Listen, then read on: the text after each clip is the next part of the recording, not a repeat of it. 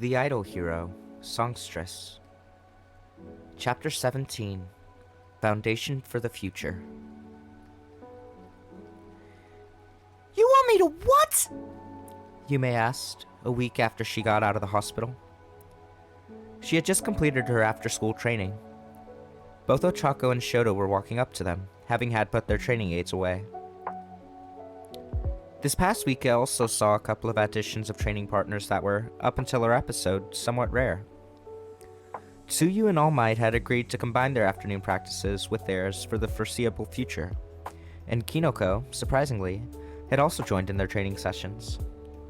The Mushroom Girl explained that her voice coach had told her that they had gone as far as they could, and that she should focus more on the heroic side of her training. Present Mike jumped at the chance to take Yume's best friend under his wing. Miyuki surprised Kinoko with her ability to analyze quirks, which surprisingly she had not done yet for the girl. So, in addition to getting the girl into decent shape, the station manager had her grow her mushrooms in tighter and tighter spaces, with the aim of wedging objects apart. The goal was to grow with them with sufficient force and speed to be able to widen cracks and crevices in materials that would ordinarily not be susceptible to damage in this manner. It taxed the girl tremendously, but Yume believed it would be a tremendous advantage for her in hero work. Shoto was more of a challenge to train as none of them had fire quirks, with the exception of Yume herself in certain forms. Still, it was this knowledge that provided a direction for the boy. Miyuki and Yume put their heads together and came up with a series of tricks based upon various manga and anime the manager and the song user knew, applying them not just to his fire, but his ice as well. Once Yume was healed, she would be assisting him as part of her own training. All Might had Sue use the afternoons for sparring and figuring out what different aspects of frogs she had access to. It turned out, so far, that the frog girl wasn't just one type of frog, but was related in large or small ways to many different species of frogs. She mostly resembled a tree frog in appearance, but her body already suggested she may have traits associated with other species. So, while her morning training was building up strength and endurance by clearing up a beach dump, her afternoons were spent in class with Present Mike and company having her quirk analyzed further. While a part of Yume's training was assisting Miyuki and Present Mike with analysis of the others' quirks, Ochako was assigned her as her primary project. When the Gravity Girl first started training with them, her quirk appeared to be an all-or-nothing ability. Either she removed all of the gravity from an object or none of it. But as Yume was quick to point out, physics didn't bear out that theory. If she had removed all gravitational forces acting upon the object, the rotation of the Earth would cause it to float off into space relatively quickly, or quicker than it appeared to anyways. Therefore, the first thing she had Ochako do was practice removing different amounts of gravity from an object. Yume had what felt like thousands of questions about the gravity manipulation aspects of her brown-haired friend's quirk, but she had first decided to correct two glaring issues she discovered in the girl's usage, both due to a middle schooler's lack of understanding of physics. But the second misunderstanding Yume herself didn't quite get until Aizawa, Dad, looked over her notes and pointed out the error. And instead of just telling her, he pointed her to a website which discussed advanced high school physics. To put it simply, mass and weight were not the same thing. Mass was a measure of the amount of the material, irrespective of gravity, while weight was dependent upon gravity. An object would weigh less on the moon as it did on Earth, but it would still have the same mass in both places. Yume was confused at first as to why that made a difference, until she came upon the definition of force, which depended on mass, not weight. In the same environment, it took more energy to throw a nail than it did to throw a bowling ball, for example. But that was true regardless of the amount of gravity acting upon the object, or so the website explained. Yume was skeptical about this, until she was introduced to the concept of opposing forces. In the previous examples, it took more energy to overcome the effect of gravity on each object, due to the differing amounts of force being applied by gravity. It just so happened there was less force being applied by gravity on the nail than on the bowling ball, so most people thought the weight of an object would matter more over mass. But Ochako's quirk, applied correctly, negated the force gravity applied on an object. This fact meant that when the same amount of force was applied to throwing each object, a significantly higher amount of force would be applied upon impact with any object each would collide with. They tested this out using a wooden board roped up between two padded sparring posts one weekend. The results were impressive. A fancy piece of equipment was loaned to them from Tokyo University to be used to simulate Ochako's maximum throwing force for 4 tests. First, the nail and the bowling ball with gravity, which went just as everyone expected. The nail hit the wood, left a dent, and bounced off. The bowling ball thudded to the ground not even halfway to the target. Then, she had Ochako remove the gravity from both objects, and they repeated the tests. The nail stuck into the board far enough to see the point come out from the other side. The bowling ball broke the board before denting the wall behind it.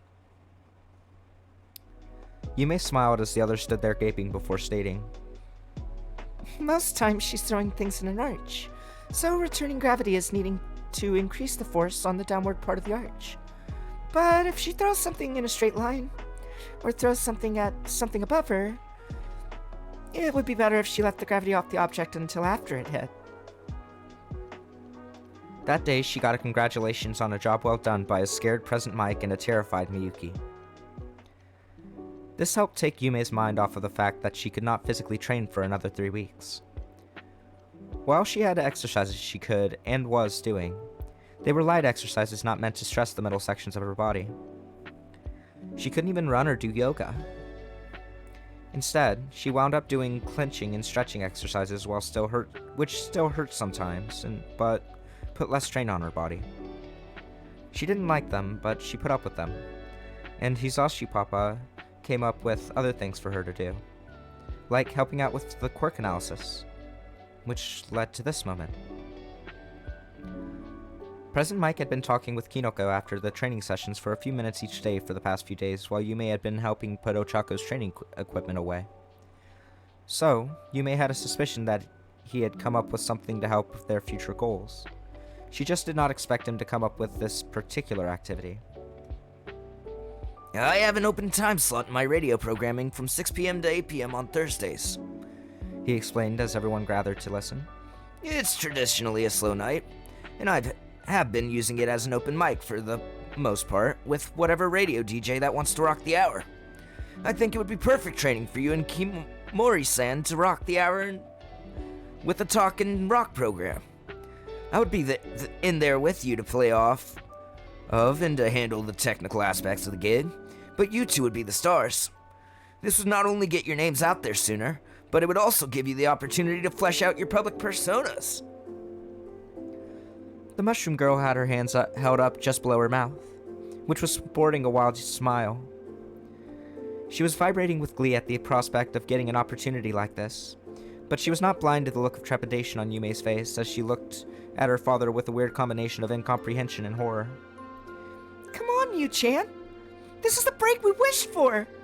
We haven't even entered UA yet, and we've been given this opportunity. Please, let's let our shrooms grow.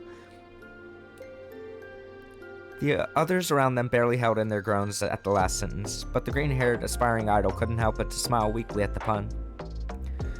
Oddly enough, the comment put her a bit at ease. She wouldn't be doing this alone, but at the same time, she wouldn't dare let her friend bear the burden of holding up the program all on her own. I do have a couple of questions. She started, taking a deep sigh. Hit me with your requests, pre-stage performer. Yume's smile grew a little wider at that answer. You'll have to come up with a different alliteration for us, you know? Anyways, my first question is, what names would we use while on the air? I doubt very seriously our regular names would go over very well, what with the trials and all. Secondly, what kind of music would we be playing? Oh! Yume's partner exclaimed. Good questions. And here's another.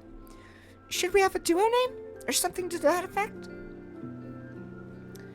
Miyuki looked between the crowd and her boss and stifled a groan.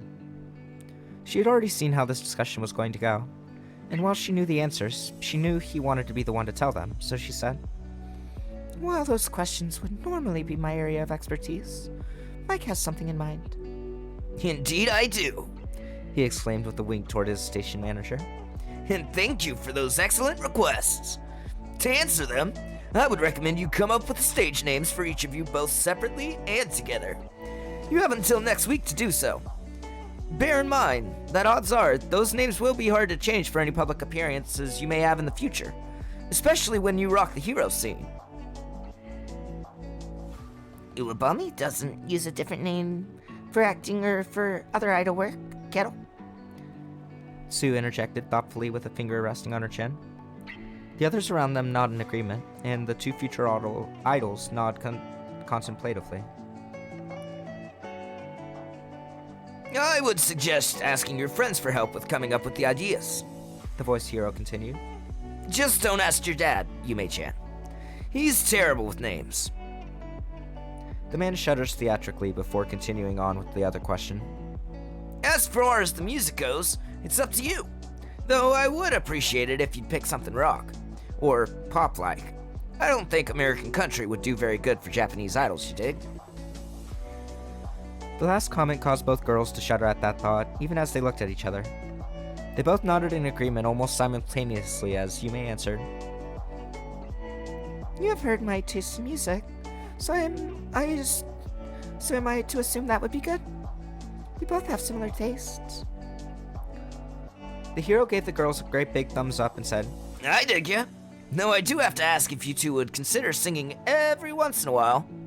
You don't have to do so every show, but it would help you get your names out there. The greenette paled a little at the request and was about to say something, but felt a hand placed on her shoulder.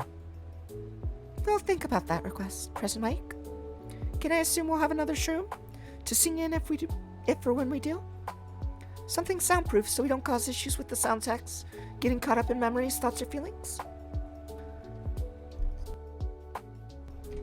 The man nodded and went down on a knee in front of his daughter to look her in the eye, to speak to her in an uncharacteristically soft voice. The soundproof room goes without saying, even if you were without your quirk. But darling, you have a wonderful singing voice, and I want others to hear it. And I'm talking about your voice, not the voices you adopt during your transformation.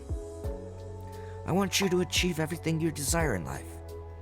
And I know you long to be an idol hero. And I know why you want that. I want to help you as much as I can to get you there. And this is the first step for you. Please, take your time to consider it. Tears started to flow down the song user's face even as she looked around the room and muttered, Sorry. Before flinging her arms around the man. I'll try, Papa. The others in the room just smiled softly, uncaring at the breach in the decorum in front of them. After a moment more of hugging, the two break apart, and the teen turned towards her friend. The two looked into each other's eyes for a moment in silent communication. It almost wasn't needed as both of them were of like minds in this. Finally, both turned and simultaneously bowed toward the two adults in the room and said, Please take care of us.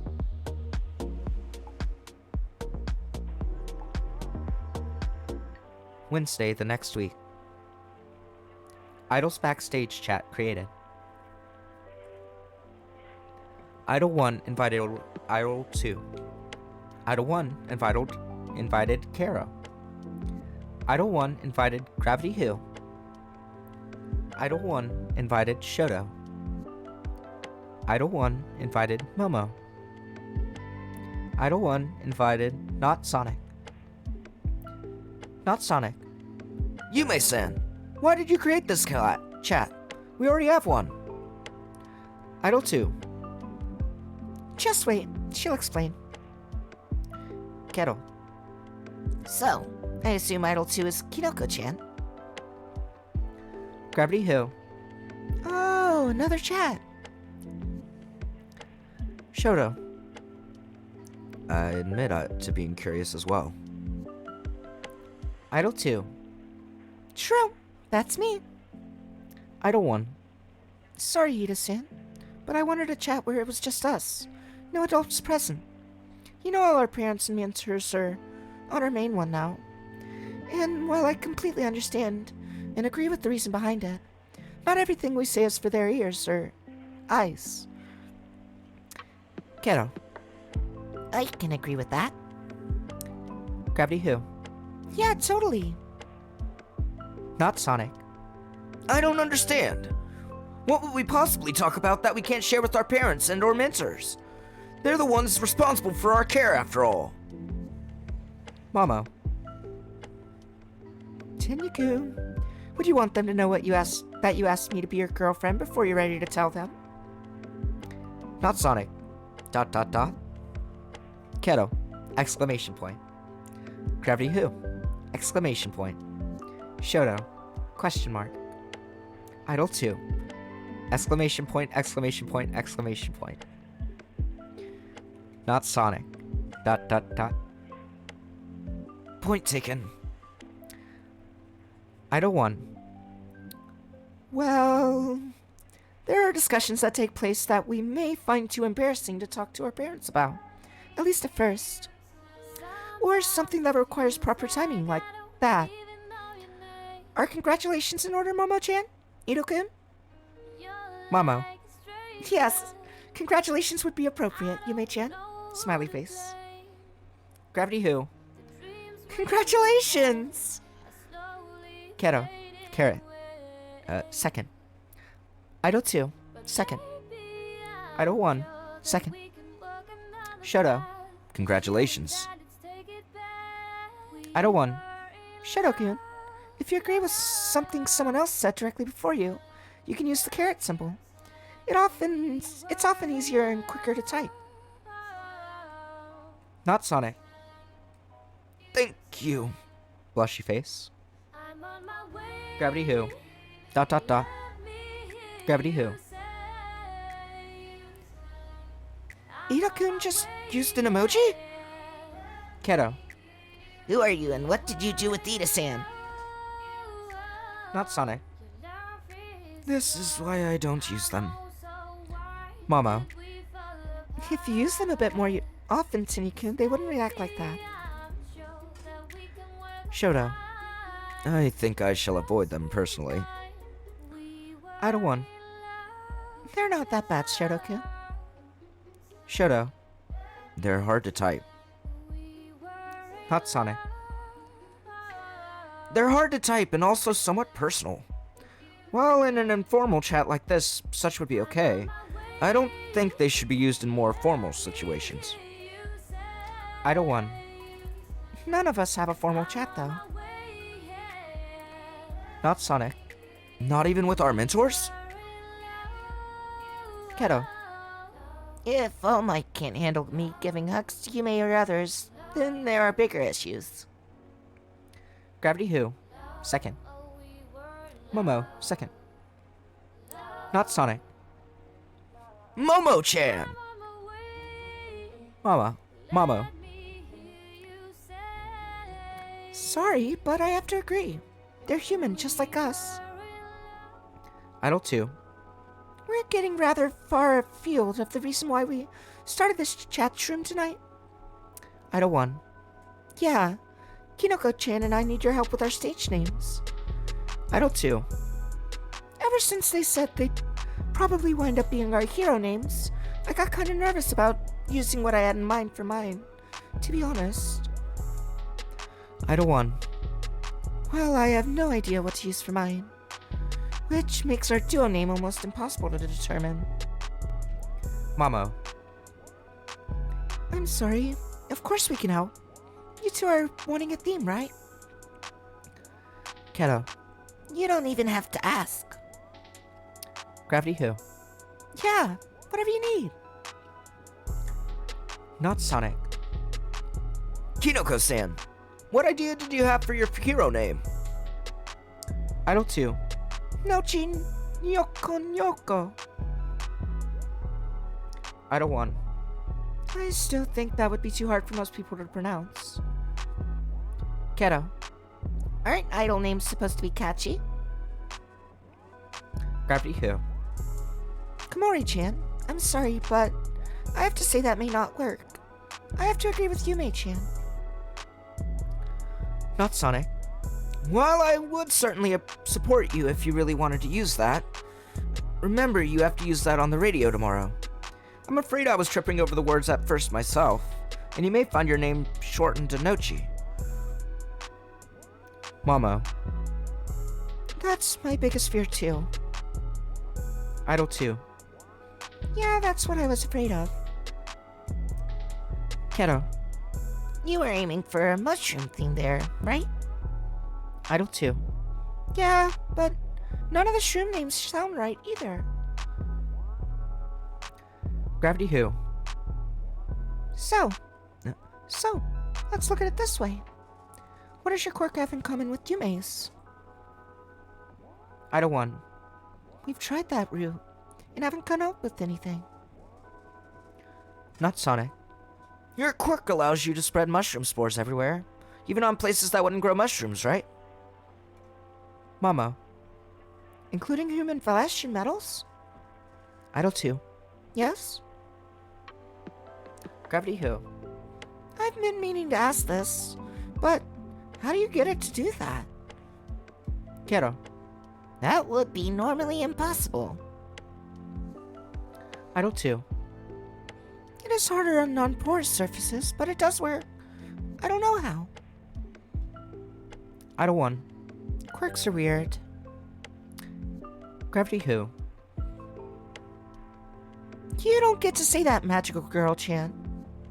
Idol 1. Blushy face. I often thought Kinoko-chan's quirk had to have some kind of magical root. I mean, many quirks can't really be fully explained by science. Not Sonic. I get it, like my engines. Momo. Or my creation. Idol 2. ... I have an idea. Yume-chan. Idol 1. That may work. How about... And for a duo name... Gravity Who. Guys... Keto. Don't just go to pages. That's rude. Momo. Will you please tell us what you're thinking? Idol 1. Okay, sorry. But thanks to you, we came up with great names. Idol 2. So, we'd like to pitch an idea. Shoto. I don't feel like I've done much. I haven't even said much in this chat. Idol 1. That's okay, Shoto-kun. What you did was enough.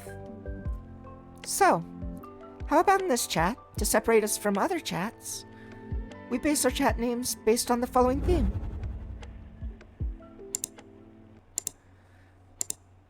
The next day, Yume's after-school activities changed. She still had some training, but as per usual, it was light, and mainly voice lessons. Kinoko was right beside her, which constituted a major change in her training routine. Normally, training would end around 6 p.m. to allow the other students a chance to go home and do their homework. But instead, it ended around 5 p.m. for the two aspiring idols. They were led to a waiting room for the DJ booth and left with their books. It was explained to them that this time would be set aside for them to get started on their homework, but both teens were sufficiently ahead in their assignments that one night wouldn't hurt them. This turned out to be a good thing as both teens' families showed up to cheer them on for their first show. Yume hadn't really met Kinoko's family. They were simultaneously what the song user expected and not what she expected. Given her friend's obsession with idols, Yume expected at least one of her parents to be in the industry, possibly a star. That supposition turned out true in that her father was an actor, Komori Takehiko. The man enjoyed a moderate success as a movie star, mostly playing sidekicks and government officials in movies. She did not expect her mother to be a fashion designer for people with mutation quirks. This especially came as a surprise considering it was her design house that made most of the intersex teens' clothes. Nevertheless, to say, it was good Yume didn't need to do homework, as she spent most of her time trying not to embarrass her friend by being overly thankful to the woman who made it possible for her to wear underwear and pants. But her attempts to avoid embarrassing her friend could only go so far when she asked. I do have one question, if you don't mind. Why do so many ladies' pants not have pockets? Komori Arisu chuckled even as her daughter's cheeks turned light pink. You don't know how many times I get asked that question. And usually it's by ladies who have too much going on to worry about purses, she says, shaking her head. Well, there's two reasons which are related to each other. One historical and one stylistic. You see, back when women's outfits were developing, the trend was getting more form-fitting and tighter. Putting things in pockets was deemed to disturb the style lines for the garments at best, and get in the way at worst, so they were eliminated. It's stuck ever since. Stylistically, the reason is almost as true today as the historical reasons were. Unless you're accounting for the pocket and the style of the garment, such as jeans, then they interrupt the flow of most outfits. And again, just as in historical perspectives, the tightness of most ladies' pants don't allow for much room to put things in the pockets. Thus, you get fake pockets. Yume couldn't argue with that, even though she wanted to. It just seems like an inconvenience to me, she sighed. She would have said more, but then Miyuki stood up from the control board and came over to the group. Girls, it's time. You've got 5 minutes. While Kinoko's parents were giving her the last-minute hugs and words of encouragement, Eri ran over and gave the greenette a hug. Good luck, Oni-chan, she said with a wide smile on her face as she looked up at her sister. Yume just smiled and returned the hug and replied, Just watch me, unicorn. The little girl giggled and released her sister to allow the big girl's mother to take her place. Remember, you can do this. It doesn't matter if you stutter. Just do your best. I'll try my best, Mom, the teen replied as she returned the woman's hug. Nimiri also gave her a hug, and her dad just nodded with a small smirk. That smirk said it all. The song user took a deep breath and turned toward the door while noticing that her partner was doing so at the same time. They nodded to each other as Yume opened the door and walked into the booth, silently taking their places. Are you ready for this, my idyllic idols? The voice hero asked. The intersex girl didn't know if he had used that alliteration on purpose, but it did work to calm her nerves even as she rolled her eyes. Kinoko simply smiled with sparkles in her eyes. She smoothed out her frilly dress one more time before the countdown cue was given. The Idol Show. Thursdays, 6 p.m. to 8 p.m. Hosts, Present Mike, Idol Duo to be announced. Can I get a yeah? Idol 1 and 2. Yay! Well, that's a start. Welcome to Hands Up Radio's newest show, The Idol Show. In this show, we have 2 young women who aspire to one day be idol heroes, who will be commenting on the best news in the worlds of idols, idol heroes, and heroes in general. Yay! Idol 2. And we may also cover tips on how to prepare to enter one of those paths as well. That's right, listeners. These lovely ladies are eager to spread their own brand of cheer and understanding through the airwaves. And who knows, we may even get them to perform for us. Maybe. Come on, you can do better than that. Maybe. Better. Atta girl. So, I bet you all are wondering just who these people are. Well, like all aspiring idol heroes, they don't go by their real names. But we will give you our shroom-tastic idol names. Take it away, girls. Moshi Moshi. I'm songstress. I like music, anime, and heroes. I hope to be an idol hero one day, to bring hope and happiness to those that need it. Moshi Moshi. I am She-Mage. I like music, mushrooms, and heroes. I also hope to be an idol hero one day, so I can bring the joy of the shroom to everyone. And together we are the musical magical mushrooms. the musical magical shrooms. So, songstress, I gotta say, you don't look like what I would expect an anime fan would look like.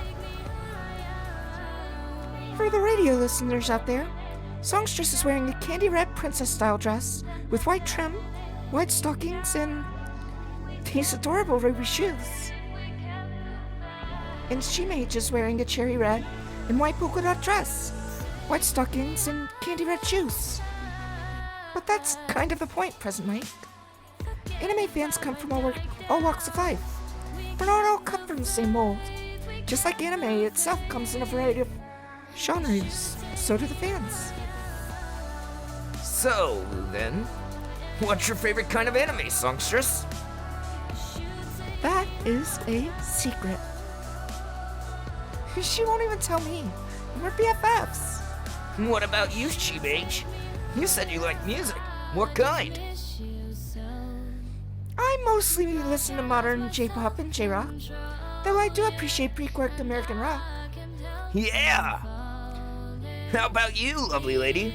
Will you tell us your favorite music at least? Pre-Quirk American rock holds a special place in my heart, but modern J-pop and J-rock, as well as the older stuff, comes in at a very close second. Awesome! So, I don't suppose we can get you two lovely performers to rock our sound booth? I think you know the song we were supposed to play. I'm game if Songstress says. No pressure. We can play the recording if you don't want to, but I'm sure our audience would like a preview of what's to come in the future. Sure, why not? Yeah! Ooh, okay. That one hurt my ears. Sorry. We'll go to a short commercial break while the musical magical shrooms get set up. And then we'll rock their preview here live tonight.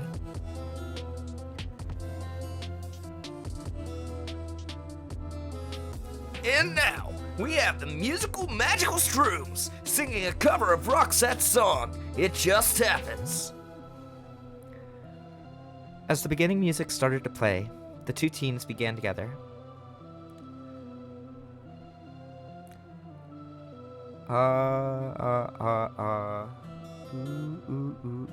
Sorry, I do not know this song. And after another refrain of this, She-Mage opens the song. Oh, it just happens. Oh, it just happens. The music is fed outside the booth, though the families of the aspiring idols could see into the booth. They saw the mushroom girl smiling and singing into the microphone, her eyes open and looking at the other girl, but Yume couldn't really tell. Her eyes were closed as her body was swaying as she was doing backup vocalizes to the lyrics. It wasn't until after the intro that she started to sing. It's a cabaret, taking over on a quiet, lazy backseat day. Both families marveled that it's mainly at times like this, when the Grainette started to sing, that she lost all sense of hesitancy, all sense of shyness. It's as if the songs pulled her inner self out to the surface. Inko couldn't help but to think back to the energetic, loving, outgoing child she had a decade ago, and compare her to the young woman she was becoming now. She reached for her partner's hand, looking for comfort. The purple-haired woman looked over to her companion and gave her hand a tender squeeze to show that she understood the bittersweet irony of this time. No one was paying attention to the DJ booth, where the blonde DJ and Spotlight Hero just gave a soft smile and shook his head. He found the song rather ironic, really. He wondered if Miyuki was trying to give his daughter a hint. He had given her the reins to pick the songs for this first segment. He wouldn't put it past her, really. That woman was too meddlesome by half sometimes, and he knew she had been watching the frustration growing in the other two girls' faces when dealing with the rather emotionally dense Yume. But he could have told her not to waste her time. Don't underestimate, your heart is never late, and love will always find a way. Training had also ended at 5 p.m. for the other trainees. All Might explained that he and the other trainers had decided that this one time would not hurt their progress, and they knew that the teens would want to listen to their friends' debut. Therefore, Tsu was home early from training, which surprised the babysitter and her siblings. Satsuki, of course, remembered that tonight her sister's close friend would be on the radio, and was lightly teasing her while doing her chores. Tsu did not take the bait. But it was difficult. Even more so when her parents got home early, just a few minutes after she did. They insisted she turn up the radio so the entire family could listen to the broadcast, and had just sat down to eat when it came on. Samidare actually got a rare sing-off of his older sister when he said, I bet you know what her favorite kind of anime is. Tsu's cheeks turned a light shade of pink, which caused the table to break out into gentle croaking laughter. Then the song was announced, and they started to sing. Suddenly, Tsu's face went from light pink to rose pink as the particular song started. Who picked that song, Kettle? She quietly asked, even though everyone around the table heard it. You don't have a say, just let it slide and close your eyes and watch the passion play. Ganma looked at his eldest daughter and croaked once. The passion better wait until you're older, young lady. Girl or boy or whatever. You hear me? Of course, Dad. The teen frog croaked as she looked down at her food. Although, you don't have to worry too much about that. Yume-chan and Shoto-kun are perhaps the densest people I've ever known. They show their feelings so much, but they don't even realize it. Give it time, Baru said gently while reaching over to pat her daughter's hand. someday they'll wake up. Just be ready when they do. Get it? A similar scene was playing out at the Uraraka household. Her parents had moved to the area with her for better opportunities, so they had front row center seats to their daughter's romance. Secretly, they wondered if this arrangement would stand the test of time. First romance is almost never dead, but they rooted for their daughter anyways. It just happens. You fall in love. It just happens. You fall in love. Why did it have to be this song? Ochako grumbled to herself, though she was not quiet enough. I thought you liked the song, sweetheart. Her mother asked, tilting her head to the side. Ochako sighed. She had hoped she had been quiet enough to avoid her parents hearing her, but of course the universe wasn't that kind. I do, Mom. It's just that this song is one I'd sing to her in the hopes that she'd develop a clue. But no, she has to sing it herself. And of course, she won't get the message. I fail to see how that's a bad thing. Her father mumbles. Unfortunately for him, both women heard him and spun their heads to look at him aghast. Dad! Honey! They said simultaneously. Sorry, the man said with his hands held up in surrender. Don't mind him, sweetie. Her mother said to comfort the brown-haired girl. He's just being a grouch because his daughter's grown up. Never mind, you already got a girlfriend. Ochako groaned at that tease even as her father grumbled. Don't remind me. And you don't know what's going on, or if it's new or if it's been there since long. Shoto had gotten home just in time to sit at the table with his mother and his oldest sister and brother. They were having cold soba and fish tonight with a salad. His mother insisted they eat a balanced diet, especially since he was training to be a hero. Normally, dinner time would be a time where there would be no electronics, which used to be for all meals. Todoroki Raid didn't care about the other meals, but she wanted dinner time to be family time. Shoto found he actually liked that. But tonight, they deviated from that norm, as his mother allowed the radio to be played at a moderate volume so they could listen to his friend's first radio show. He had hoped that his friends would sing tonight and had told his family it was a possibility, so they all smiled and listened really closely as the duo started singing. You know, they're really good. Fuyumi remarked after they sang the first few lines. Although, I have to wonder about the choice of songs, she said thoughtfully. Shoto didn't quite understand. He rather liked this song so far, but he didn't know much about falling or being in love. Yeah, His brother said with a wide grin on his face. I have to wonder if someone was trying to lay a subtle hint out for a person or two. The older teen winked at his younger brother since he wasn't close enough to rib physically. What do you mean? The heterochromatic boy asked, tilting his head to the side. He could tell his mother was trying hard to avoid rolling her eyes when he asked that question. Shoto, remember our talk when we got out of the hospital? At the boy's slow nod, she asked, Well then, couldn't you see anything in that talk that was relevant to you? Or someone you know? I'm not sure. The middle schooler responded uncertainly. I mean, I've been looking at all my friends, and I could tell that 2 of my friends were chasing each other before they announced they got together. And I can tell Ochako-chan and Tsuyu-san feel that way towards each other and towards Yume-san. But Yume-san is hard to read. What about yourself? Fuyumi spoke up even as she tilted her head to the side. What about me?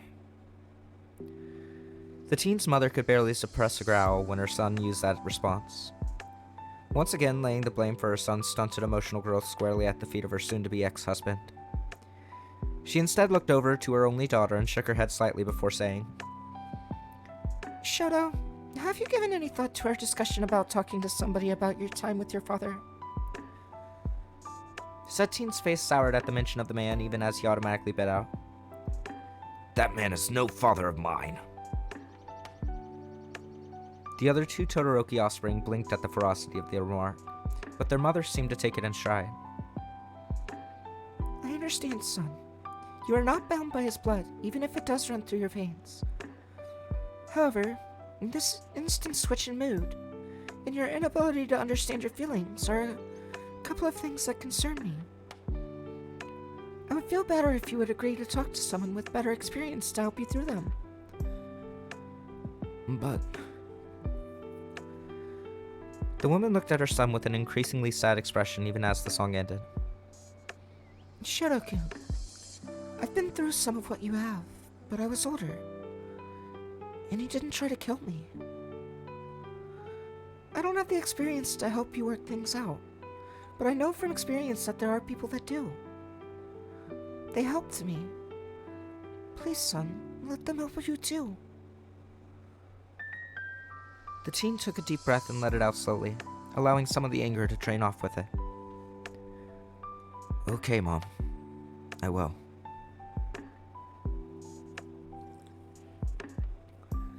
The 2 teens' family clapped as the song ended, though they didn't hear it. They continued their show from the booth until the next song set, at which point they had about 10 minutes to exit the booth. They walked into a series of hugs from their families, beginning with a silver-haired missile that rammed into the greenette with a squeal. After accepting brief but heartfelt congratulations from the rest of the families, the pair made it back into the DJ booth. The rest of the show was spent alternating between giving out advice and taking requests and dedications. A blue-skinned woman turned off her radio before turning around to face a group of men standing before her desk. She glared at them with a deep frown on her face and reveled in the poorly hidden shaking each man had. Good. Let them be afraid. She looked, pinning each of them with a glare before speaking. That fly is beginning to become a nuisance. First, we lose one of our breeding grounds, and now he's actually encouraging the weak. She purred dangerously. Too bad his story's been all used up already. He'd make an interesting character sketch otherwise. A boy pretending to be a girl, pretending to have a useful quirk. No one would buy such an expose. One of the men skittishly cleared his throat, saying, We probably could sell it. with the right marketing. The woman closed her eyes for a moment before turning her head and gazing at a man in the back. She nodded to the speaker once, and 2 men in the back of the room stalked forward, grabbed the man under his shoulders, and dragged him away. Well, he did make a good point, she purred. I don't hire you to be timid. Fail to show backbone around me, and you will find me to be rather unforgiving. A male scream could be heard for precisely 3 seconds before it was abruptly cut off. I want pitches and storyboards drawn up about how to advertise that idea. And I want other ideas on how to discredit the musical magical shrooms. She waited while the men in front of her looked at one another, then back to her as if waiting to see if she had any other further orders. Go. Now! Once she was alone in the room, she turned back toward the dark skyline of the city and shook her head. Once a weakling, always a weakling. All that remains to be seen is where those weaknesses lie. Alrighty, y'all. That was an absolutely amazing chapter. I am adoring the story so far, and I am so glad to be back working with the amazing story by DrgnMstr, songstress. I absolutely love Yume as a character so much, and now because this is one of the series, I try not to read ahead too much because I want to have authentic reactions when doing these videos. So I am just as in the dark as you guys, if not more than some of you, because I imagine some of you have read the whole series, when it comes to what's about to happen with this purring feline character. I think it's the girl from season 5 actually, the chick with Liberation Front is who I'm guessing this is, but I hate her. Oh, it's fun doing that voice that I decided to give to her, but I hate her. She is so vindictive and evil. I can't wait to see her get her comeuppance. I really hope that whatever ends up happening doesn't affect Yume too much. I worry that it will a decent bit, but we'll have to see, I guess. If you guys have any questions, comments, or concerns, make sure to leave them down below. I do my best to answer every single comment. I do have one question for you guys today. If you had to pick any one genre that you would say is your favorite out of all genres of music, what would it be? Let me know down in the comments and feel free to discuss. I would be happy to let you know mine. It is definitely, I prefer, I'd say hairband rock is probably my favorite, like 70s to 80s hairband rock, Bon Jovi, Aerosmith, stuff like that. But I honestly listen to a mixture of everything, except for really, I don't listen to a lot of Screamo, and I don't listen to a lot of EDM, but pretty much everything's fair game as long as it's got good lyrics and sounds good. But yeah, I'd love to discuss anything about the story, whether it be music or actual story points of this chapter. Drop any of your comments or questions down in the comments section and let's have a discussion, y'all. But anyways, thank you all so much for coming and hanging out with me on this amazing journey. I can't wait to see you all in my next video. Ciao for now, lovelies.